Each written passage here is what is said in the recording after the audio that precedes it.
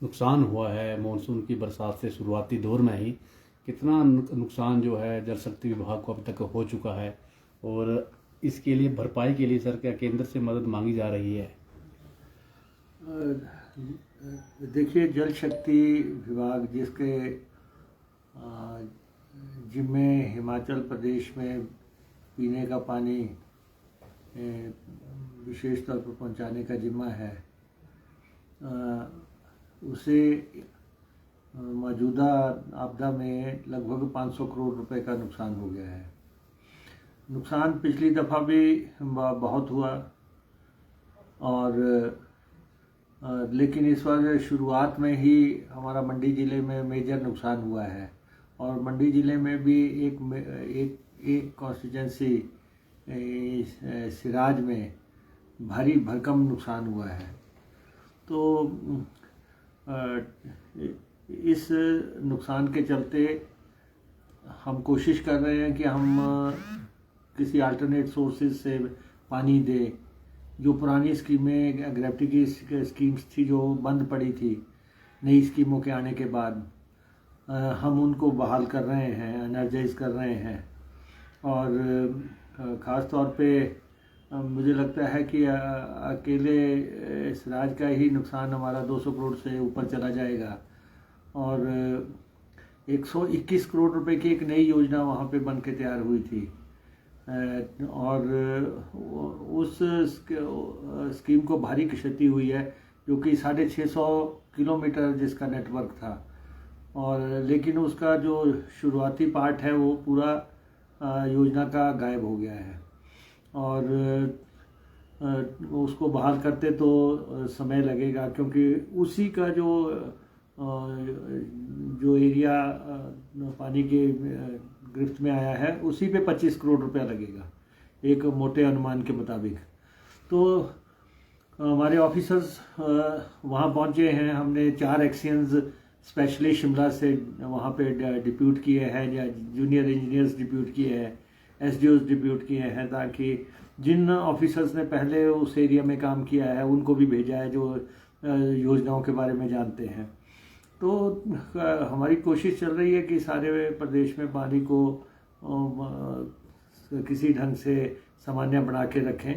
जनता भी हमारे से सहयोग कर रही है, लेकिन हम चाहेंगे कि केंद्र सरकार भी हमारे इस नुकसान में हमारी मदद करे।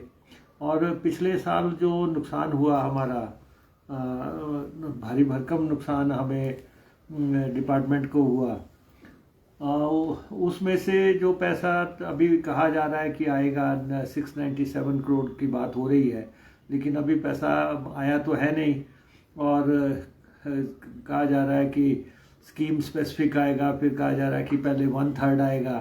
तो नुकसान के मुकाबले में जो है ना, रूल्स को रिलैक्सेशन करने की ज़रूरत है। रूल्स की अगर 697 करोड़ सेंटर देने पे सहमति करता है और उनको विश्वास है कि ये नुकसान हुआ है, नुकसान तो 2500 करोड़ रुपए के आसपास हुआ था पिछले साल, लेकिन जो राशि दी जा रही है उसको भी अगर किस्तों में मिलेगी, उसको भी पहले कागज़ तो पहले तैयार करके दिए थे, उसके आधार पे मूल्यांकन हुआ, तो समय लग रहा है, जिससे ये तो जितना बड़ा नुकसान हुआ है, जितना पीछे हमारी ठोकी स्कीम को नुकसान हुआ, जो हिमाचल प्रदेश की एक बड़ी स्कीम है, वो उसमें भी बरसात के दौरान नुकसान हुआ, ये कोई करोड़ 2 करोड़ 1.5 करोड़ रुपए की मदद से नहीं बहाल होंगी। इसके लिए तो भारी भरकम फंडिंग की ज़रूरत है, जहाँ 25-25 30-30 करोड़ रुपए का नुकसान हो रहा है स्कीम को, और वहाँ पे उसके मुकाबले में जो हमें पैसा चाहिए, भारी भरकम पैसे की ज़रूरत है, क्योंकि अगर पूरे प्रदेश को पानी देना है, जनता को पानी देना है, 10,000 स्कीमों को ऑपरेशनल रखना है, तो जो मेंटेनेंस का पैसा है वो राज्य सरकार को भी बढ़ाना पड़ेगा और देना पड़ेगा, ताकि क्योंकि ये एक ज़रूरी सब्जेक्ट है पानी का। तो ये हमने रिक्वेस्ट भी किया, स्टेट गवर्नमेंट से भी रिक्वेस्ट किया हमने। मैं तो प्रधानमंत्री जी को भी पत्र लिखा है और उनसे कहा है कि हमारा जो जल जीवन मिशन में पैसा, कमिटेड पैसा था, जितना हमें जल जीवन मिशन का आकार मिला था उससे हमें 5,000 करोड़ के आसपास मिला, बाकी हमें पैसा मिला नहीं है। तो हमने उनसे भी आग्रह किया कि आप इंटरवेंशन करो और जल जीवन मिशन का जो हमारा बाकी पैसा है 1,200 करोड़ रुपए के आसपास हमने मांग की है, उनमें से 350 करोड़ रुपए तो हमने ठेकेदारों का ही देना है। ये भारत सरकार का प्लान था, भारत सरकार के आदेशों के मुताबिक यहाँ पे काम हुआ और जो स्कीमें चल रही हैं वो कंप्लीट भी करनी है। तो 1,200 करोड़ रुपए के आसपास हम लंबे अरसे से मांग रहे हैं। अब केंद्र में कहा जा रहा है कि केंद्र कोई इसमें इंक्वायरी कर रहा है, इसमें टीम्स भेजी जा रही हैं पूरी कंट्री में और उसके बाद कोई फैसला होना है। इस साल का जो बजट यूनियन ने डिक्लेयर किया है उसमें से अभी कोई पैसा मिलना शुरू नहीं हुआ है। तो इसलिए हमने प्रधानमंत्री जी से इंटरवेंशन चाहिए। यूनियन मिनिस्टर साहब से भी हम मिले थे कि आप भी देखें कि किस ढंग से ये पैसा, क्योंकि ठेकेदार पैसा मांग रहे हैं जिन्होंने काम किया है, उन्होंने भारत सरकार के विश्वास पे और उनकी अनुशंसा पे जो है ये काम किया है। तो 350 करोड़ रुपए तो हमें सीधी लाइबिलिटी है जो ठेकेदारों की देनी है और भारत सरकार को देनी है, और बाकी पैसा जो है जो स्कीमें चल रही हैं वो अगर कंप्लीट नहीं होंगी तो जो पैसा आपने लगाया है उसका भी कोई फ़ायदा नहीं। तो ये पैसा तो 63 करोड़ रुपए के आसपास ये तो भारत सरकार ने जल जीवन मिशन के तहत हिमाचल को देना मानना था। 5105,000 करोड़ से आगे पैसा दिया नहीं गया, तो हमने इसलिए प्रधानमंत्री जी की इंटरवेंशन इसमें चाहिए कि वो दखल दे। बाकी ठीक है, हमें जो है फीना सिंह योजना जो 10-12 साल से रुकी पड़ी थी उसकी फंडिंग हमारी शुरू हो गई है। 300 करोड़ रुपया उसमें आना है तो वो योजना कंप्लीट हो जाएगी। फिर हमें बीत एरिया इरिगेशन स्कीम ऊना की है, उसमें भी 75 करोड़ रुपए में पहली किस्त फंडिंग की उसमें भी आई है।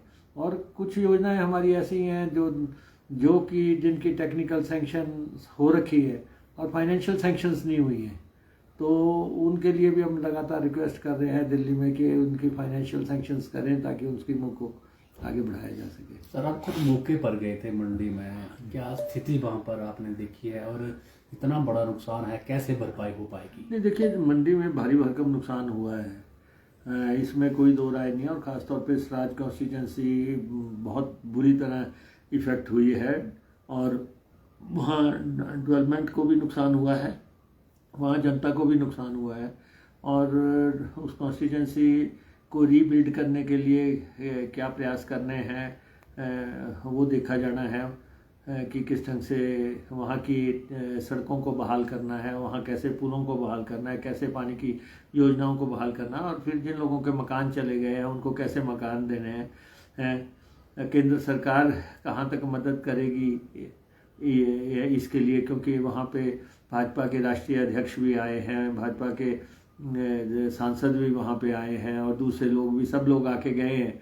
तो कुछ ना कुछ तो वो दिल्ली में पैरवी कर रहे होंगे कि हम देखते हैं। बाकी मुख्यमंत्री जी भी दिल्ली गए हैं, उन्होंने भी, हाथ में भी दिल्ली जा रहा हूँ, तो प्रयास करेंगे कि किसी भी ढंग से जो है ये पैसा मिले और रेस्टोरेशन के वर्क को तेज किया जा सके। नेता विपक्ष कह रहे हैं कि रेस्टोरेशन का वर्क उस स्तर पर नहीं हो रहा है जिस स्तर पर होना चाहिए था। बहाली में कहीं ना कहीं दिक्कत आ रही, चाहे सड़कों की बात हो या पानी की स्कीमों की बात। नहीं, देखिए नेता प्रतिपक्ष की कॉन्स्टिट्यूंसी है, उन्होंने उस कॉन्स्टिट्यूंसी को बनाया है तो वो इससे इमोशनली भी जुड़े हुए हैं। वैसे भी मानवता का इशू है तो आदमी इमोशनली जुड़ता ही है, लेकिन सरकार की तरफ से कोई कमी नहीं जो हमने रखी है। हमने तो, हमारे पास वहाँ पे रोपवे का प्रोजेक्ट था, हमने 10 दिन तक उसको पूरी तरह जो है आम जनता के लिए खोल के रखा। 5,000 लोग उसमें ट्रैवल किए इस दौरान और उसमें जो है टनों के हिसाब से सामग्री जो है लोड करके आगे पहुंचाई गई। नीचे ब्रिज लगना है, उस ब्रिज के लिए हमने उसी दिन जो है निर्देश दिए कि इसको खरीद के जो है लगाया जाए। बाकी पानी की स्कीमें तो ग्रेविटी की स्कीमें हम दाएं बाएं सोर्सेज से जोड़ के हमने पानी दिया है। ठीक है, अगर पहले 100% मिलता होगा, आज 70% मिल रहा होगा, लेकिन ऐसे हालात में डिपार्टमेंट नदी किस ढंग से नदियों को क्रॉस करके गया है। जो उनकी मेजर स्कीम है, जो 121 करोड़ की स्कीम है, उसमें 8-8 फीट गाद भरी है।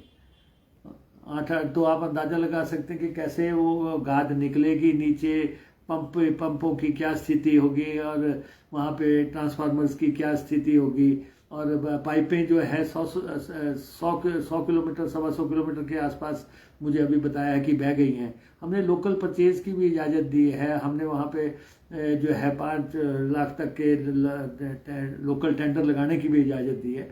तो जो हमारी रीच में है हम भी समझते हैं, और वहाँ पे जो भी पहुँचाया जा सकता है, राशन पहुँचाया जा सकता है, खान किट्स पहुँचवाई जा सकती हैं, जो जो चीज़ें हमें बताई गई वहाँ पे, वो सारा हम पहुँचाने की कोशिश कर रहे हैं।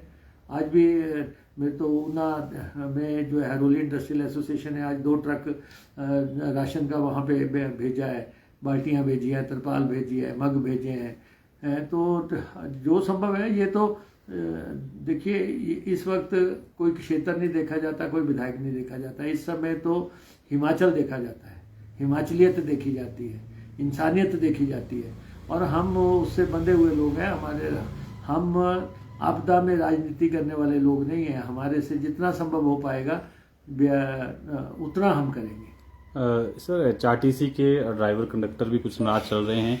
31 जुलाई तक का अल्टीमेटम दिया है सरकार को, क्योंकि कहना है उनका कि देनदारियां बहुत ज़्यादा है, चाहे नाइट ओवर टाइम की हो। मुख्यमंत्री ने भी घोषणाएं की थी जब सालगिरह मनाई थी, 50 साल पूरे हुए थे, वो पूरी नहीं हो पाई है नाराजगी, और 31 जुलाई के बाद कहा है कि 8 घंटे ही वो काम करेंगे। नहीं, देखिए मैंने भी सोशल मीडिया पे देखा, मुझे उन्होंने तो कोई सूचना नहीं दी है ऐसी आधिकारिक तौर पे, लेकिन ये मैं आपको ये कह सकता हूँ कि आज दिन तक तनख्वाह नहीं टूटी है। तो 2.5 साल में हमने पूरी तनख्वाह दी है। इस महीने भी तनख्वाह हम दे चुके हैं। इस महीने की पेंशन बाकी है, पेंशन हम जारी करेंगे। तो पे और पेंशन में तो कोई भी विसंगति नहीं है।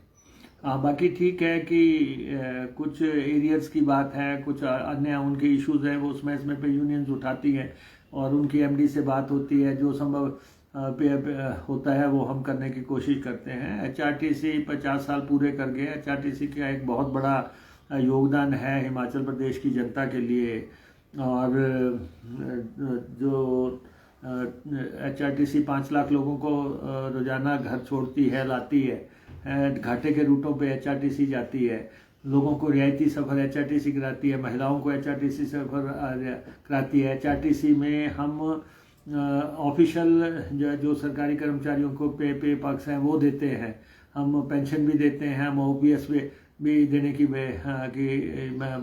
हमारे यहाँ पे बात हुई है। तो इसलिए ठीक है, जब भी किसी ऑर्गेनाइजेशन में काम करते हैं तो उनके इश्यूज होते हैं, वो समय पे टॉक्स होती हैं।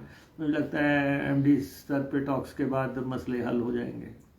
सर, अभी तक जो है संगठन नहीं बन पाया है प्रदेश में, अध्यक्ष पद के लिए भी खींचतान चली हुई है। कब तक उम्मीद करें सर कि ये हो जाएगा, और क्या कोई मुझे लगता है कि अब ऑर्गेनाइजेशन घोषणा का समय आ गया है, और बहुत जल्दी जो है आधिकारिक तौर पे हमारे कांग्रेस हाईकमान कॉल लेके फैसला कर देगी, और इसमें फर्दर डिले मैं समझता हूँ कि नहीं होगी। मुख्यमंत्री कह चुके हैं कि प्रतिभा सिंह ने अच्छा काम किया, अगर वो कंटिन्यू करे तो उन्हें कोई आपत्ति नहीं है। आपका क्या मत है? देखिए, वीरभद्र सिंह जी हमारे नेता रहे हैं, हमने उनके साथ काम किया है, और उन्होंने 50 साल तक सर्व किया है, और उनकी पत्नी हिमाचल प्रदेश में MP भी रही है, प्रधान भी रही है, उनका अपना टेन्योर रहा है। लेकिन अब जो है अध्यक्ष का फैसला कांग्रेस हाईकमान को करना है, ये हमारे अधिकार क्षेत्र का तो मसला है नहीं। कांग्रेस हाईकमान से हमने आग्रह किया है कि जल्दी से जो भी कॉल लेनी है, जो भी फैसला करना है आप करें, ताकि ऑर्गेनाइजेशन को इन प्लेस किया जा सके। सारे प्रदेश में ऑर्गेनाइजेशन जो है नहीं है और सिर्फ हमारे पास अध्यक्ष है। तो इसलिए सारे ज़िलों की कमेटियां बढ़नी है, ब्लॉकों की कमेटियां बढ़नी है और उसके बाद स्पोक्स पर्सन बढ़ने हैं, आगे पंचायतों के इलेक्शन आ रहे हैं, उससे पहले ये चीज़ें सारी इन प्लेस होनी चाहिए। तो मुझे लगता है कि हाईकमांड कुछ ना कुछ फैसला जल्द करेगी और हमने रिक्वेस्ट भी की है कांग्रेस हाईकमांड से कि आप जल्दी से इस बारे में फैसला लेके ऑर्गेनाइजेशन को इन प्लेस करें।